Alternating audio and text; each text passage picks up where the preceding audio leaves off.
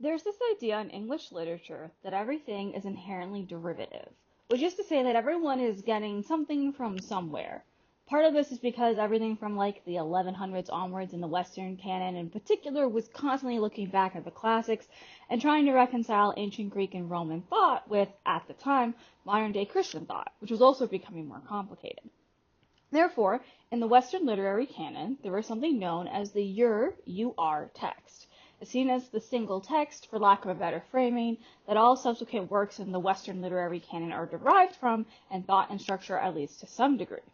The generally agreed upon your text, at least according to my narrative theory professors, was Oedipus Rex by Sophocles from 429 BCE. It's an Athenian tragedy that follows the story of Oedipus, with the play's structure being the movement towards a single, inevitable, tragic point of epiphany. Even as other characters begin to suspect and dissuade him from discovering the truth, Oedipus eventually learns that he has unknowingly murdered his father and been married to his mother for quite some time. The theory goes then that all texts in the West are therefore moving towards the point of epiphany, a great revelation of some kind that the characters must undergo, realize, or witness. Like a lot of literary theories, it's so broad it's kind of applicable to any character that experiences character development or change in perspective, nor does it literally apply to every story out there, whether they're coming from a Western perspective or not. The reason I bring all of this up, though, on a video about King Lear is because I'm going to posit that King Lear is the secondary year text of the Western literary canon. So from about the late 1500s, early 1600s, when Shakespeare was writing, that we have been fundamentally influenced in the West over the past 500, 600 years, because I'm bad at math, of King Lear and its main ideas. So you may ask, what are King Lear's main ideas, and why is everything King Lear? So, for those of you who aren't familiar, King Lear is a story that Shakespeare was adapting from older stories, and it follows a king, Lear, as he goes to divvy up his kingdom amongst his three daughters, and so he sets them a challenge. They have to profess their love and admiration for him, and whoever does the best job will get the best/biggest part of the kingdom.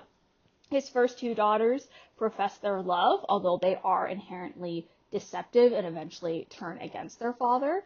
And his youngest, Cordelia, she decides, I see what my father is doing, I see what my sisters are doing, I'm not going to play this game, my father should know that I love him, I'm not going to do the thing. And Lear is so angered by this that he banishes her, and that sets the rest of the play into motion. The secondary plot of the play focuses on an earl/duke, Gloucester, who is like high up in King Lear's court, and he has a legitimate son and he has an illegitimate son, and the bastard child, for lack of a better term, goes and decides, I'm going to pin the blame for something terrible on my brother so that my father will turn against him and then I can get his inheritance instead. And that's sort of the way that the play functions. The reason why I think this is so interesting is because you can almost see a quasi fairy tale aspect to it. Of course, it's the youngest daughter and the one who doesn't go along with the game who ends up being true-hearted. And there's also this idea with the legitimate son of Gloucester being like the good one that goes along with ideas of nobility and birthright that we kind of see in classical fairy tales. However, unlike a classical fairy tale, King Lear is one of the most infamous tragedies out of Shakespeare's canon, leading to one of the biggest body counts, and that is saying something. So, in regards to the Christian thought at the time on the play, as well as the sort of structure and mechanics of it, there's a couple of really interesting things that I think that we see time and time again throughout the Western literary canon. The first one that I want to talk about is the idea of inverted power dynamics. A power dynamic is inherently something where somebody has power over another individual, and we see this all the time. In this case, King Lear routinely layers and stacks the power dynamics over and over again, and then so that when they are inverted or ruptured in some way, then we are also inverting and rupturing all these different layers. So, for example, Lear holds a twofold power of he is a man with daughters, I don't think I have to explain that the late 1500s, early 1600s, and even when Shakespeare is setting the play, that's far earlier, that daughters were not really seen too much as, they were property of their father, basically, until they were married, and even then, right? The other layer that is happening is Lear as a king and his daughters as his subjects, right? And so then when you have his two older daughters, Goneril and Regan, beginning to seize power from their father, they cast him out of the castles and their like places of power, and even the way that they are more forceful and more leading the charge in terms of seizing power than either of their husbands, who are a lot more like passive in some ways. We have this inverted power dynamic where the children who were supposed to be taking care of their aging father after a lifetime of him, at least in theory, caring for them, has now been disrupted and disregarded. And then there's also this violation of you are seizing power and usurping your king for your own political measures. And there's like a little bit to do with like God in that way, because obviously in Shakespeare's time there was this idea that you ruled by the divine right of kings, but King Lear is set in a time of ancient Britain where it was pagan, so you're kind of in conversation with that, you're kind of not. The reason why I think Shakespeare avoids going, well, ambitious women are bad, actually, is also because we have Gloucester and his sons. He also has a power-hungry son. He also has a more altruistic son. And then they're kind of duking it out for their father's fate, for lack of a better term. What we see then is that regardless of gender, although still kind of in conversation with gender, that children wanting the inheritance that their fathers have promised them, receiving it, or receiving what they're like technically socially owed, not being satisfied with it, and then once they do get what they want, they are cruel, or they are cruel in their path forward to attaining what they want, right? What that then pushes Lear and Gloucester towards, and this is where I think we oftentimes see in storytelling in particular, is this idea of regret, right?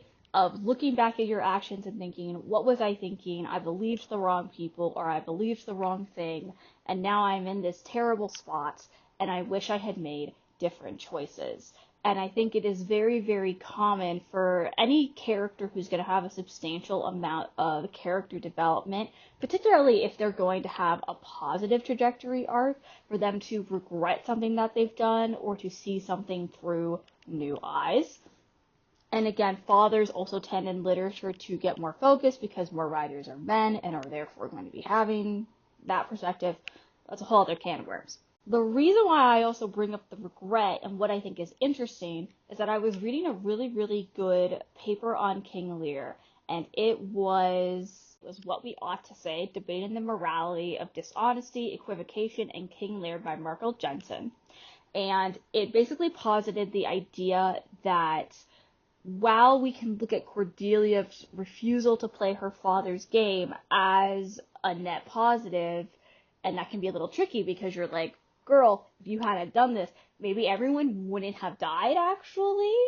I do think it comes back to this core, and this is where I do think that maybe King Lear gets particularly Christian, particularly Protestant for the time, is that Cordelia is attempting to make her father see things more clearly, to see the world in a clearer, better way, right? And by the end of the play, same thing for Gloucester, and by the end of the play, Lear does see things differently. He has fully realized the types of people that all of his daughters are. He has realized that he's wrong about Cordelia. Gloucester has been literally blinded at this point, and then again does eventually see clearly and understands his sons for who they are. The fact that it is too late is almost relevant as much as it is a tragic component, because I think what we see in King Lear, even the fact that when we return to the power dynamics, there is this understanding of social order, right, that is intrinsic to those power dynamics of the parents take care of the children, and then the children take care of the parents until the parents pass away first. What we see then in the closing scenes of King Lear is that Lear loses his youngest daughter to be a parent who loses your child is already incredibly painful. The fact that it is the youngest and his most beloved is also insult to injury and shows that we are really disrupting that social order because no parent should outlive their child, right? So while Cordelia was not able to save her own life or even her father's life, as he also dies, she was able to save his soul. And I think that idea of, even though we cannot physically save this person, perhaps, we can morally save this person post the point of regret and change and potential redemption, is one of the reasons why we've seen redemption through death all the time. And also made me think a lot about Star Wars. Luke is not able to physically save his father's life, but he is able to save his father's soul, which is why Anakin also gets the nice Force Ghost ending, right? And the dialogue is also very on the nose of Luke saying, I have to save you, I have to physically save you, and Anakin goes, you already have, right? And I think we see that in a lot of our stories where characters might not get what they want, but they get what they need, even if that results in tragic consequences, because their morality is evolving, even if their actual life or resources or whatever it is not. And I think the audience at the time of King Lear would have found that very compelling and interesting, as well as the play complicating that idea of nobility as inherent, like noble men, particularly the king, were often elevated above, at least in theory, as a concept of like you were the highest rational ordained person that you could be. And then King Lear says, we're going to have both of our high-born noble people. They're all going to be kind of terrible. And especially the men are going to not see things for what they are. So there's a lot of interesting subversion and things happening in King Lear, and I think that means when we find the stories that we resonate with in the literary canon, or even just in pop culture, for some reason I was really thinking about even Toy Story in terms of that theme of like regret. I tried to push you out of what I thought I was owed, and then I realized, oh my god, you're fine, actually.